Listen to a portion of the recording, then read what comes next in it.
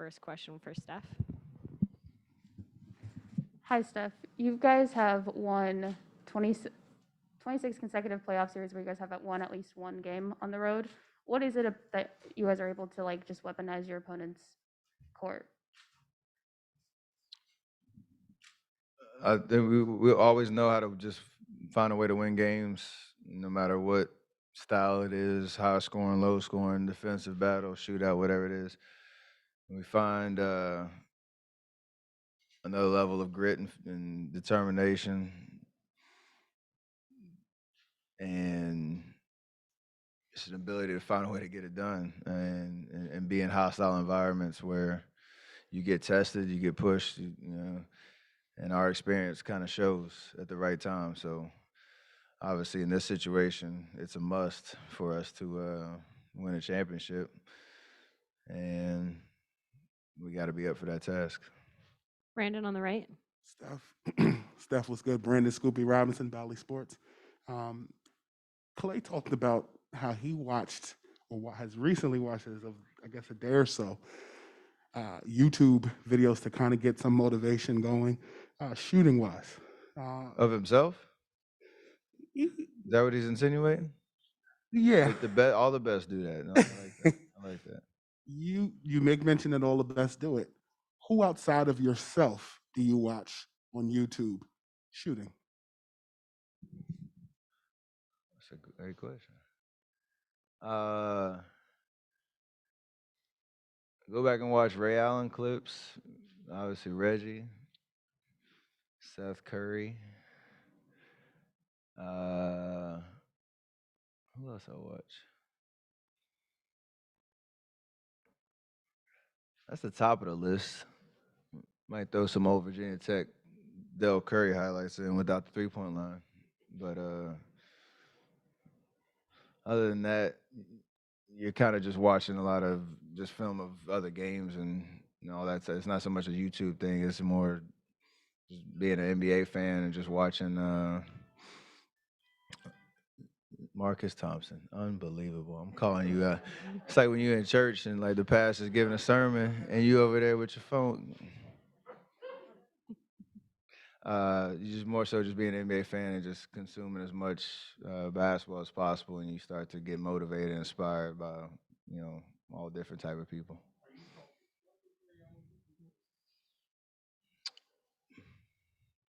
50-50. He had a lot of great moments in both jerseys. We'll go to Marcus next. Yes. I'd like to begin by repenting for my press conference sins.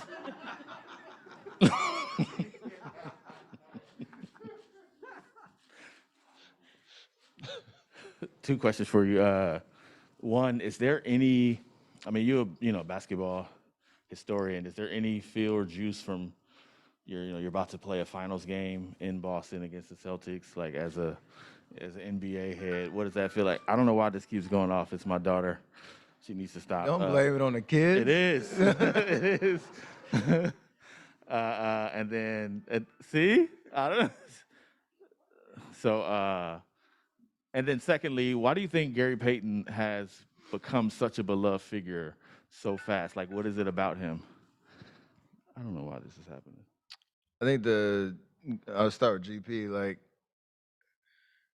I think probably a lot of just his name first and foremost in terms of basketball history, and it's so hard to make this league in general, but even harder when what I would feel like the odds of like the NBA's player's son trying to follow in the dad's footsteps. It's a difficult challenging journey, and for him coming out of college and trying to find his way, G League, training camp offers, bouncing around the league all over the place, and then finally finding a home. And last year, him coming in and making an impact. And I think he was on two-way last year. And like he was available, but not really. And then knowing he could really help us this year, and then it actually proven to be an amazing difference maker. I think fans really resonate with that. They love the way he approaches the game, his energy. He changes games without really having crazy scoring outputs. He's just the stuff that you just get so much energy from watching him defend and disrupt and do all that type of stuff. Fans love that, and we love it too as his teammate. So it's been awesome to watch his growth and development this year. And him coming off that injury, that moment he checked back in the game was an amazing response from the crowd that gave us a lot of juice. And I'm sure more of that to come in this series. What was the other question? Oh, Boston. Yeah, this is special. Like it's a historic team, the dynasties from the '80s, and how many championships they won, over the course of the years. All the different highlights you watch that just have a different iconic look when you see it on TV. Uh, just watching Larry Legend do what he did in his entire career, even looking at the Boston LA series, KG and Ray Allen, Paul Pierce, Rondo, and getting the championship here. KG's hilarious post game. Anything is possible, whatever. So there's a lot of history in this city and in this building, and should be an amazing atmosphere, out there on the court tomorrow and Friday. Brian on the left. Steph, have you found as you've gone through your career that the rims and the arenas are all generally the same? I know Jordan said something in the Denver series. I don't know if that was a joke but just in general, as you've gone across. Well, that was because I think he saw one of them was offline or something that nobody else really saw. And then they actually checked it, and it was like, yeah, it was off center by like an inch or so. I see it more as like just the different venues have different, backdrops and lighting and stuff that certain shooters like more than others. It just depends on kind of what your flavor is. So I like Dallas was like it's like a bright arena, and I just like the lighting in there. The backdrop in Madison Square Garden is dope because it's the stage lighting and it's dark. Like I just there's certain things you see and you prefer the different arenas and rims around the league. So that's how I see it more so than the actual rim itself. Here on the left.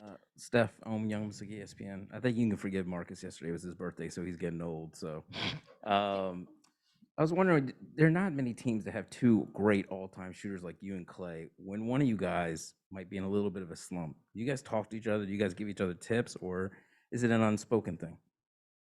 Very unspoken thing. I think there's conversations around like maybe play calls or different looks to try to get somebody a good shot, but it's not so much mechanics or building up anybody's confidence because you don't get to that level if your confidence is that shaky where, a couple of bad games, you're like, oh, the world's falling.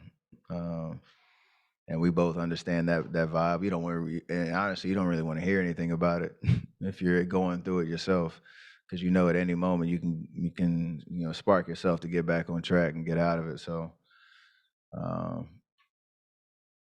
it's the best thing you could probably say is just keep shooting, because that's the only way you get yourself out of some rough patches. I don't like to use that S word. Last couple of questions. Monty on the right.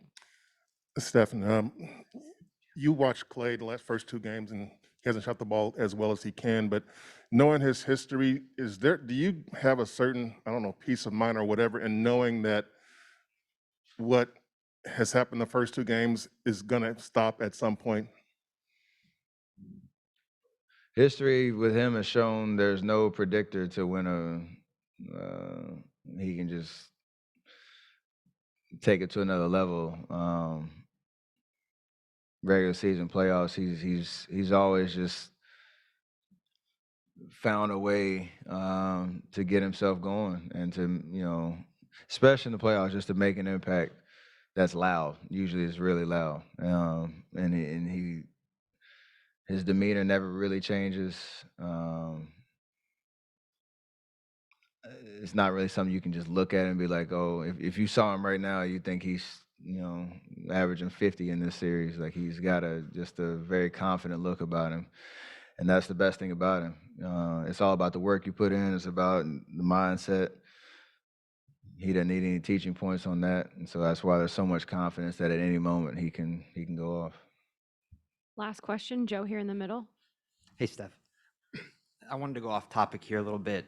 As a big golf fan like you are, and somebody who actually occasionally works with the PGA, I'm just wondering if you had any opinion or thoughts on what's going on with the Saudi tournament and guys leaving the PGA, and just if you had any concerns or just thoughts on that issue. From my vantage point, I'm very fascinated by the reasonings guys are leaving the tour, because there's certain moments where there's an acknowledgement that the tour has done an amazing job supporting players, but there's always room for improvement on ways to increase their the revenue streams, or their ownership of what the tour is doing, or their awareness of what the tour is doing, and all those conversations. It seemed like there was accountability and conversations on both sides. And then, like the last month, you've seen a lot of guys jump ship, obviously with Dustin being the biggest name to go. So and they get up here and they have their interviews and stuff, and I'm sure the money is a big part of it, but I don't know what the other consequences are going to be, the punishments or whatever the fallout is in terms of them leaving the tour. So I'm curious. I don't know enough to comment on that, because I'm just really curious about the whys that they're jumping ship. But it is kind of cool to see certain guys speak out about, the legacy of the tour, the fact that there is room for improvement, but that they're loyal to, the traditions and the history, and understand that they still want to chase, trophies and championships that mean something in the history of the game of golf. So I don't think there's anything threatening that, but I'm very curious as to what Live Golf and what the whole kind of agreement is that makes these guys want to jump ship, especially right now. So Thanks, I'm Steph. sure that'll continue to show itself.